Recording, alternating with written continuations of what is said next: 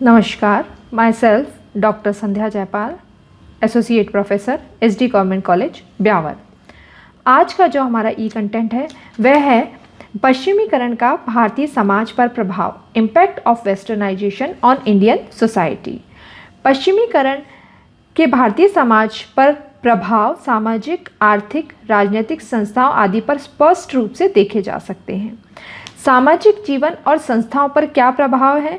पश्चिमीकरण के परिणाम स्वरूप भारतीयों के नगरीय व ग्रामीण जीवन और उनसे संबंधित संस्थाओं में अनेक परिवर्तन आए हैं। ये परिवर्तन जाति प्रथा, संयुक्त परिवार, विवाह, स्त्रियों की स्थिति, खान पान आदि में देखे जा सकते हैं। पहला है इसमें जाति प्रथा पर प्रभाव। पश्चिमीकरण के प्रभाव ने जाति व्यवस्था में स्थित अनेक प्रतिबंधों को भी समाप्त कर दिया है। जजमानी प्रथा की समाप्ति हुई, छुआछूत की प्रथा की समाप्ति हुई, खान पान संबंधी निषेधों में कमी, जाति पंचायत की समाप्ति, जातीय उच्च नीच की भावना की समाप्ति आदि इसके महत्वपूर्ण परिवर्तन हैं। पश्चिमीकरण के प्रभाव ने अनेक सुधारात्मक आंदोलनों को जन्म दिया है और 19वीं शताब्दी में ये विचारधारा प्रबल हुई कि जाति व्यवस्था मानव द्वारा निर्मित है, अतः इसे समाप्त किया जा सकता है। इसी प्रकार जाति व्यवस्था का परिवर्तन वर्ग व्यवस्था में हो गया। इस प्रकार पश्चिमीकरण के प्रभाव से वर्ग चेतना का उदय हुआ और जाति के बंधनों में शिथिलता आई। दूसरा है परिवार पर प्रभाव। पश्चिमीकरण के प्रभाव के परिणाम स्वरूप व्यक्तिवादिता, भौतिकता, समानता आदि मूल्यों का विकास हुआ। व्यक्तिवादिता व भौतिकवादिता की भावना बढ़ी, जिससे नई पीढ़ी को स्वतंत्रता व अपने अधिकारों के प्रति सचेष्ट किया। परिणामतः संयुक्त परिवार टूटने लगे और उनके स्थान पर एकांकी परिवारों को जन्म हुआ। पश्चिमीकरण के फलस्वरूप उच्च शिक्षा का विकास हुआ, नौकरी व व्यवसाय के अवसरों में वृद्धि हुई, लोग अपने परिवार को छोड़कर दूर देशों में रहने लगे। फलतः संयुक्त परिवार का स्थान एकांकी परिवारों ने ले लिया। विवाह पर प्रभाव। पश्चिमीकरण का प्रभाव विवाह संस्था पर भी पड़ा है। प्राचीन परंपरा में विवाह अपनी ही जाति में होता था, लेकिन अब अपनी जाति में विवाह करना भी अनिवार्य नहीं है। बाल विवाह, अंतर्विवाह, बहिर्विवाह, कुलीन विवाह, बहु विवाह आदि को मान्यताएं अब समाप्त हो चुकी हैं। विलंब विवाह होने लगे हैं। अंतरजातीय विवाह, प्रेम विवाह व कोर्ट में जाकर विवाह होने लगे हैं। विवाह धार्मिक संस्कार न रहकर अब पति पत्नी के बीच एक समझौता बन गया। सारांशतः ये कहा जा सकता है कि पश्चिमीकरण के परिणाम स्वरूप विवाह की मान्यताओं में अंतर आया है। स्त्रियों की स्थिति पर प्रभाव। परंपरागत समाज में स्त्रियों की स्थिति अच्छी नहीं थी। सती प्रथा का प्रचलन, पर्दा प्रथा, बहुविवाह, कुलीन विवाह, विधवा विवाह पर नियंत्रण, बाल विवाह व देवदासी प्रथा आदि प्रचलन में थे। पश्चिमीकरण के प्रभाव के परिणाम स्वरूप शिक्षा का प्रचार हुआ है। स्त्रियां शिक्षित हुई, घर की चार दीवारी से बाहर निकलकर बाहर के क्षेत्रों में काम करने लगी। इससे उनकी आर्थिक स्थिति सुदृढ़ हुई, वे पुरुषों के समान प्रतिष्ठा प्राप्त करने लगी, उनमें जागृति आई और पारंपरिक स्थिति भी बदली। अतः वे राष्ट्रीय प्रगति में अपना सहयोग प्रदान कर रही हैं। यह सब पश्चिमीकरण के प्रभाव का परिणाम है। खान पान, रहन सहन व व्यवहार पर प्रभाव। पश्चिमीकरण के प्रभाव के परिणाम स्वरूप भारत के खान पान, रहन सहन, व्यवहार के प्रतिमानों में परिवर्तन आए हैं। पहले ब्राह्मण लोग उच्च वर्ग मांस, मदिरा, सिगरेट आदि व्यसनों से दूर थे। वे सात्विक भोजन करते थे, किंतु पश्चिमीकरण के प्रभाव ने इन सभी प्रतिमानों में अनेक परिवर्तन कर दिए हैं।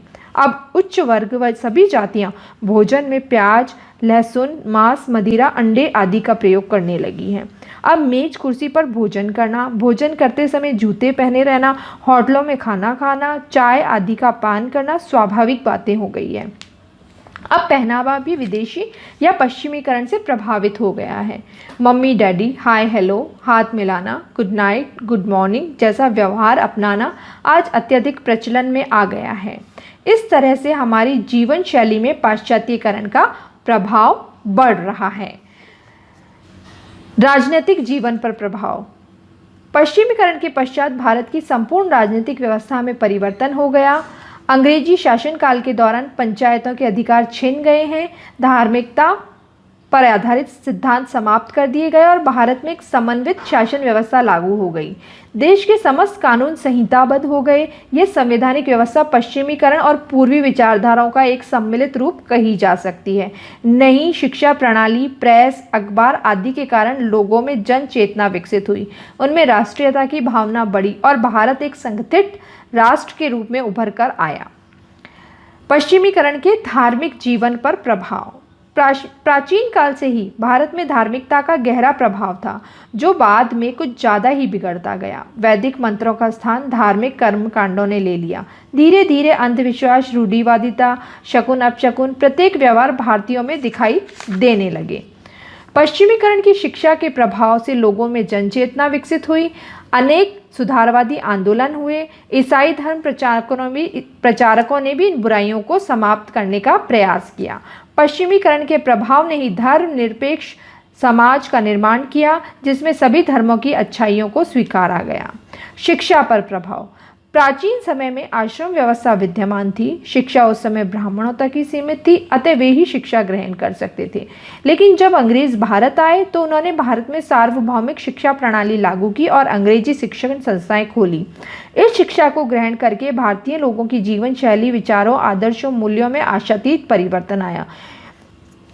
अंग्रेजी शिक्षा के कारण अनेक अंधविश्वासों, धार्मिक, सामाजिक कुरीतियों, आडंबरों का अंत हुआ। एक प्रबुद्ध बुद्धिजीवी वर्ग का उदय हुआ, जिसे भारत के अंग्रेजों के शासन से मुक्त कराया। आर्थिक की पर प्रभाव। प्राचीन भारतीय अर्थव्यवस्था ग्रामीण अर्थव्यवस्था थी, जिसमें मुख्य विशेषताएं कुटीर उद्योग, धंधे एवं कृषि कही जा सकती थी। पश्चिमीकरण के परिणाम स्वरूप बड़े बड़े उद्योगों का विकास हुआ।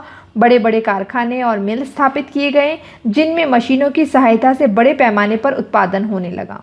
औद्योगिकरण के कारण अंतर्राष्ट्रीय व्यापार बढ़ा। कृषि में आधुनिक यंत्र, खाद, बीज आदि का प्रचलन होने लगा। पश्चिमीकरण के कारण व्यापार बढ़ने लगे और श्रम विभाजन, विशेषीकरण उत्पन्न हुआ, क्योंकि यहाँ औद्योगिकरण भी उत्पन्न हुआ। श्रमिकों का अमानवीय शोषण होने लगा। मालिक और श्रमिक के मध्य संघर्ष बढ़ता गया। इससे अनेक समस्याएं उत्पन्न हुई। मजदूर संघ बनने लगे और वर्ग संघर्ष बढ़ता गया। पश्चिमीकरण के प्रभाव के परिणाम स्वरूप समाज में बेकारी, गरीबी, भिक्षावृत्ति, कुपोषण, वेश्यावृत्ति, मद्यपान जैसी समस्याएं प्रकाश में आई है। श्रमिकों की समस्याओं के समाधान के लिए कानून एवं कल्याणकारी योजनाएं भी बनी हैं। इस प्रकार पश्चिमीकरण के प्रभाव के कारण भारतीय आर्थिक संरचना में अनेक अच्छे एवं बुरे दोनों ही तरह के प्रभाव देखने को मिले हैं। धन्यवाद।